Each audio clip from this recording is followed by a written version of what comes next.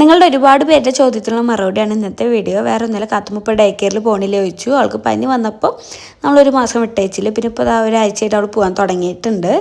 അപ്പോൾ ഇന്ന് കാത്തുമ്മ എന്തൊക്കെയാണ് സ്കൂളിൽ കൊണ്ടുപോകണേന്ന് നോക്കിയാൽ അപ്പോൾ ഒരുപാട് പേര് പറഞ്ഞിട്ടുണ്ടായിരുന്നു അതൊക്കെ മിസ് ചെയ്യുന്നുണ്ട് വീഡിയോസ് ഇടുമെന്ന്. അപ്പോൾ അതാ നമ്മൾ ആദ്യം സ്നാക്സ് ആയിട്ട് കൊടുത്തേക്കുന്നത് ദോശയാണ്. ഇന്ന് ഞാൻ കുറച്ച് കട്ടിയുള്ള ദോശയായിട്ട് ഉണ്ടാക്കിയത്, കാരണം ഡേ കെയർ എത്തുമ്പോൾ ഉണങ്ങിയാലെന്ന് വിചാരിച്ചിട്ട്. അപ്പോൾ ഞാൻ 1.5 പീസ് പൊട്ടിച്ചിട്ട് കൊടുക്കുന്നുണ്ട്. മൊത്തം കഴിക്കുന്നു വിചാരിക്കാം. പിന്നെ അതാ ഞാൻ തക്കാളി ചമ്മന്തി ആയിട്ട് ഉണ്ടാക്കിയിരിക്കുന്നത്. അത് ഏട്ടനായാലും കാത്തുമ്മയ്ക്കായാലും ദോശയ്ക്ക് തക്കാളി ചമ്മന്തി ഭയങ്കര ഇഷ്ടമാണ്. അല്ലെങ്കിൽ പിന്നെ ചിക്കൻ കറി മീൻ കറിയൊക്കെ വേണം. ഇപ്പം നമ്മൾ കുറച്ച് നാളത്തെ എന്തായാലും നോൺ വെജ് ഇല്ല എന്നാണ് വിചാരിച്ചിരുന്നത്. അപ്പോൾ അതിൻ്റെ കാരണം എന്താണെന്നൊക്കെ നമ്മൾ വഴിയേ പറയാം കേട്ടോ.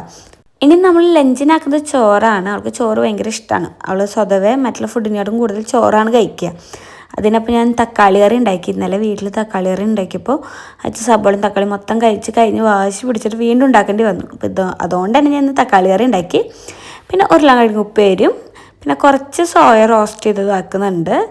ഞാൻ കുറച്ച് ചോറിലേക്ക് വെക്കണല്ലോ കേട്ടോ. അപ്പോൾ അന്ന് ലഞ്ചിന് ഇതാണ്. പിന്നെ നമുക്ക് ഫ്രൂട്ട്സ് ഞാൻ കട്ട് ചെയ്തിട്ട് ആക്കി കൊടുക്കുന്നുണ്ട്. ഇന്ന് ആപ്പിൾ മാത്രമേ ഉണ്ടായിരുന്നുള്ളൂ, അല്ലെങ്കിൽ ഞാൻ 2 ഫ്രൂട്ട്സ് എന്തെങ്കിലും ആക്കാറുണ്ട്. പിന്നെ അണ്ടിപ്പരിപ്പും പിസ്തയൊക്കെ കഴിഞ്ഞിരിക്കണോണ്ട് തന്നെ ഞാൻ സോയയാണ് ഒരു പാത്രത്തിലാക്കി കൊടുത്തത്. അതും ആൾക്ക് ഭയങ്കര ഇഷ്ടമുള്ള ഐറ്റമാണ്. ഇനിയിപ്പോൾ എല്ലാവരും ചോദിക്കും എന്തിനാണ് ഈ 2 വയസ്സുള്ള കുട്ടിക്ക് ഇത്രയും ഫുഡെന്ന്. ഒറ്റയടിക്ക് കുട്ടിക്ക് വയൽ വെച്ച് കൊടുക്കല്ല, ഓരോ ടൈമായിട്ടാണ് ഉണ്ണികൾക്ക് ഫുഡ് കൊടുക്കുക.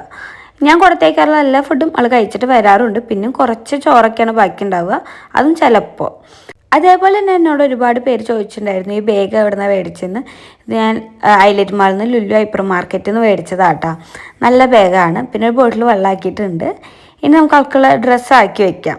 പിള്ളേർ ഫുഡ് കഴിക്കുമ്പോൾ ഫുള്ളും ഡ്രസ്സും വെക്കുമല്ലോ, അപ്പം മാറ്റാൻ വേണ്ടി ഞാൻ ഡ്രസ്സ് വെക്കാറുണ്ട്. പയത്തെ ബനിയൻ ചുളിഞ്ഞപ്പോൾ ഞാൻ അതെടുത്ത് മാറ്റി വെച്ചു.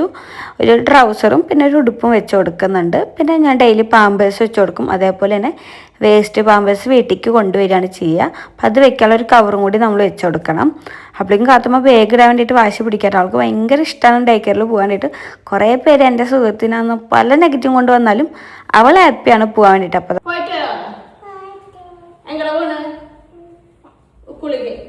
അപ്പോൾ എന്തായാലും കാത്തുമ്മേൻ്റെ ഡേ കെയറിൽ കൊണ്ടാക്കിയിട്ട് വരാം. ബൈക്ക് കിട്ടിയ പിന്നെ അവൾക്ക് ബൈക്കിൽ പോകുന്നത് ഇഷ്ടമുള്ളൂ. അപ്പോൾ എന്തായാലും ഇന്നത്തെ ഇവിടെ ഇത്രയ്ക്കുള്ളൂ. ബായ്.